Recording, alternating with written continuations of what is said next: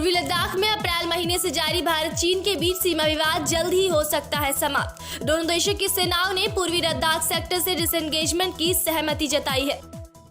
दिवाली पर एक और बड़े आर्थिक पैकेज का ऐलान करने जा रही है मोदी सरकार। रोजगार बढ़ाने पर होगा फोकस। बिहार चुनाव के परिणाम से निराश हुए लालू यादव, तेजस्वी को दी गठबंधन की राजनीति में संभावनाएं तलाशने की सलाह। बिहार विधानसभा चुनाव और देश के विभिन्न राज्यों में हुए उपचुनाव के नतीजे आने के एक दिन बाद राहुल गांधी ने चुनावी मुद्दों से साफ तौर पर बचते हुए कोविड-19 वैक्सीन पर किया फोकस। बुधवार को गांधी ने ट्वीट किया, भले ही फाइजर ने एक वैक्सीन बना लिया है, लेकिन इसे हर भारतीय तक पहुंचाने के लिए लॉजिस्टिक पर काम करना जरूरी है। दिवाली और छठ पर चलाई जा रही हैं स्पेशल ट्रेनें। इन ट्रेनों पर यात्रा करने के लिए आज से रिजर्वेशन हो रहे हैं शुरू। उत्तर प्रदेश में योगी सरकार के मिशन रोजगार के तहत मार्च 2021 तक 50 लाख युवाओं को सेवायोजित करने के लक्ष्य पर रखा है। 50 लाख युवाओं को मिलेगी नौकरी। भारत सरकार ने इंटरनेट पर समाचार और मनोरंजन प्रसारित करने वाली सेवाओं पर पहली बार अपना नियंत्रण बनाने की पहल की है। नवनिर्वाचित राष्ट्रपति जो बाइडेन ने यूरोपीय सहयोगियों के साथ की बातचीत। यूरोप के कई नेताओं ने उम्मीद जताई कि बाइडेन के शासन के दौरान रिश्तों को किया जा सकता है दुरुस्त। दिल्ली एनसीआर में बढ़ते प्रदूषण के मद्देनजर ईपीसीए ने दिल्ली बॉर्डर पर खड़े सैकड़ों ट्रकों को रात 12 से सुबह 6 बजे तक दिल्ली में प्रवेश की इजाजत दे दी है, जबकि दिन में प्रवेश वर्जित है। बिहार में फिर से नीतीश सरकार 16 नवंबर को मुख्यमंत्री नीतीश कुमार ले सकते हैं मुख्यमंत्री पद की शपथ। हरियाणा में फरीदाबाद के बल्लभगढ़ में हुए निकिता तोमर हत्याकांड की सुनवाई अब फास्ट ट्रैक कोर्ट में होगी। इस मामले की सुनवाई अब डे टू डे आधार पर की जाएगी। उत्तराखंड के सल्ट से भाजपा विधायक सुरेंद्र सिंह जीना का दिल्ली में कोरोना से निधन हो गया। कुछ दिन पहले ही उनकी पत्नी धर्मा देवी ने भी तोड़ा था दम। बीजेपी में शोक की लहर। भारतीय रेलवे ने कहा, महाराष्ट्र के कुर्ला वडाला मार्ग पर आई तकनीकी खराबी के कारण कुछ ट्रेनें रोकी गई हैं। अमेरिका के राष्ट्रपति चुनाव में डोनाल्ड ट्रंप को अलास्का में मिली जीत। उनके इलेक्टोरल वोट बढ़कर हुए 217। केंद्रीय गृह मंत्री अमित शाह आज करेंगे गुजरात का दौरा। कच्छ में सरपंचों को करेंगे संबोधित। दिल्ली में एक दिन में 8000 से ज्यादा कोरोना केस। अजय माकन बोले, सीएम शहर को तुरंत करे लॉकडाउन। जवाहरलाल नेहरू विश्वविद्यालय में प्रधानमंत्री नरेंद्र मोदी आज वर्चुअली मौजूद होंगे। पीएम मोदी वीडियो कॉन्फ्रेंसिंग के जरिए जेएनयू कैंपस में स्वामी विवेकानंद की मूर्ति का करेंगे अनावरण।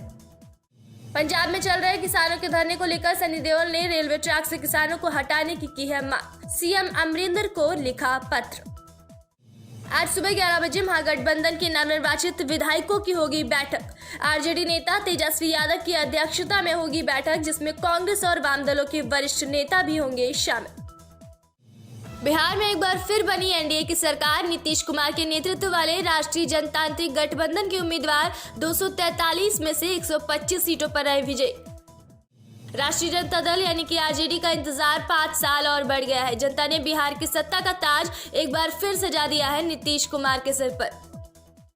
एनडीए की बहुमत हासिल करने के साथ ही नीतीश कुमार के लगातार चौथी बार मुख्यमंत्री बनने की राह हो गई है साफ। हालांकि इस बार जदयू को नहीं मिली 2015 जैसी सफलता। बिहार चुनाव में एनडीए की जीत दर्ज करने के बाद पटना में भाजपा कार्यालय के बाहर लगाए गए पोस्टर्स में बिहार वासियों को दिया गया धन्यवाद। बिहार विधानसभा चुनाव में बहुमत मिलने के बाद बुधवार को मुख्यमंत्री नीतीश कुमार के घर होने वाली है बैठक। आरसीपी सिंह, अशोक चौधरी सहित पार्टी के बड़े नेता होंगे शामिल। बिहार विधानसभा चुनाव में मिली जीत के बाद भाजपा मुख्यालय में है जश्न की तैयारी। शाम को 5 बजे जेपी नड्डा तो 6 बजे प्रधानमंत्री नरेंद्र मोदी पहुंचेंगे भाजपा मुख्यालय। केंद्रीय मंत्री प्रकाश जावड़ेकर ने बिहार के चुनाव परिणामों पर कहा, बिहार में बाहर आई एनडीए ने कमाल किया, लोग देश की प्रगति चाहते हैं। बिहार विधानसभा के नतीजे आने के बाद भाजपा सांसद मनोज तिवारी ने पूजा पाठ का एक वीडियो जारी किया है। उन्होंने लिखा, बिहार में एनडीए की स्पष्ट जीत के बाद खुशी के आंसू निकल गए। उन्होंने कहा, अपने घर में स्थित मां जगत जननी मां विंध्यवासिनी के सामने बैठ गया। मां आपकी कृपा बनी रहे। बिहार के महान मतदाता भाई बहनों का कोटिशः धन्यवाद।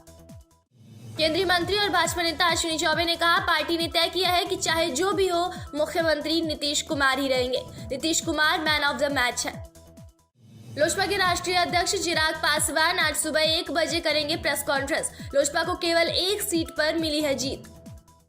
बिहार के उप मुख्यमंत्री और भाजपा नेता सुशील कुमार मोदी ने कहा कि राष्ट्रीय जनता दल चुनाव में मिली हार को स्वीकार करने के लिए तैयार नहीं है और अब वो अपनी हार का ठीकरा ईवीएम पर फोड़ेगी। एक प्रेस कॉन्फ्रेंस में उन्होंने कहा, राजद वही पार्टी थी जिसने चुनाव का विरोध किया था, लेकिन जब राहुल गांधी ने ईवीएम को मोदी वोटिंग मशीन कहा तो मुझे यकीन था कि राजद भी अपनी हार के लिए ईवीएम को दोषी ठहराएगी। एनडीए की जीत को लेकर शिवसेना ने तंज कसते हुए कहा, चुनाव में जिसकी हार हुई है वो बिहार सरकार यानी नीतीश बाबू की हुई है। कांग्रेस के वरिष्ठ नेता और राज्यसभा सांसद दिग्विजय सिंह का कहना है कि देश को बर्बाद होने से बचाने के लिए नीतीश कुमार को भाजपा और संघ का साथ छोड़कर तेजस्वी का साथ देना चाहिए। दिग्विजय सिंह ने कहा, भाजपा संघ अमर बेल के समान है, जिस पेड़ पर लिपट जाती है वह पेड़ सूख जाता है और वह पनप जाती है।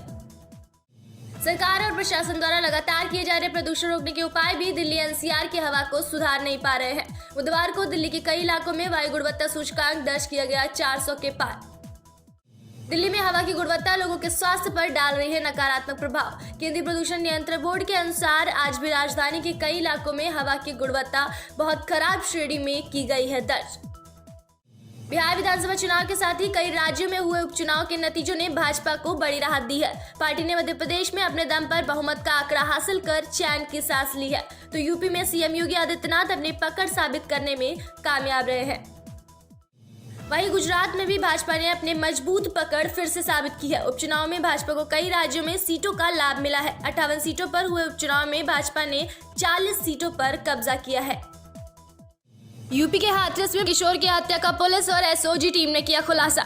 दोस्त की जन्मदिन पार्टी के लिए घर से गए किशोर का शव खंडहर में मिला था।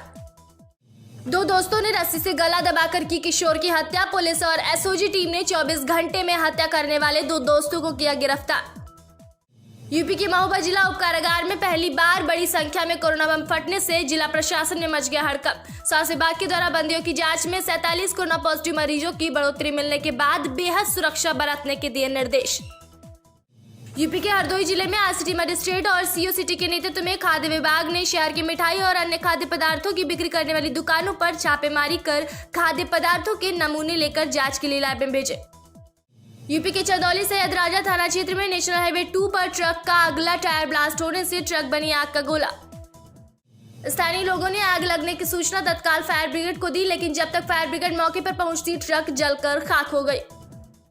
ट्रक में आग लगने की वजह से काफी देर तक NH2 पर आवागमन बाधित रहा है। करीब 1 घंटे बाद पुलिस की मदद से यातायात बहाल किया गया। चंदौली आईजी अमिताभ ठाकुर ने पिछले दिनों सोशल मीडिया पर चंदौली पुलिस की तथाकथित अवैध वसूली का एक ऑडियो और लिस्ट जारी की थी, जिसका पुलिस ने किया खुलासा। पुलिस के नाम पर वसूली करने के आरोप में विजय पटेल को गिरफ्तार किया है। फिलहाल गिरफ्तार अभियुक्त के खिलाफ मुकदमा दर्ज कर जेल भेज दिया गया है। हिमाचल प्रदेश के बद्दी की साबुन फैक्ट्री से निजी बस में सवार होकर मजदूर दीपावली मनाने के लिए अपने घर बरेली लौट रहे थे, तभी बस अनियंत्रित होकर पलट गई।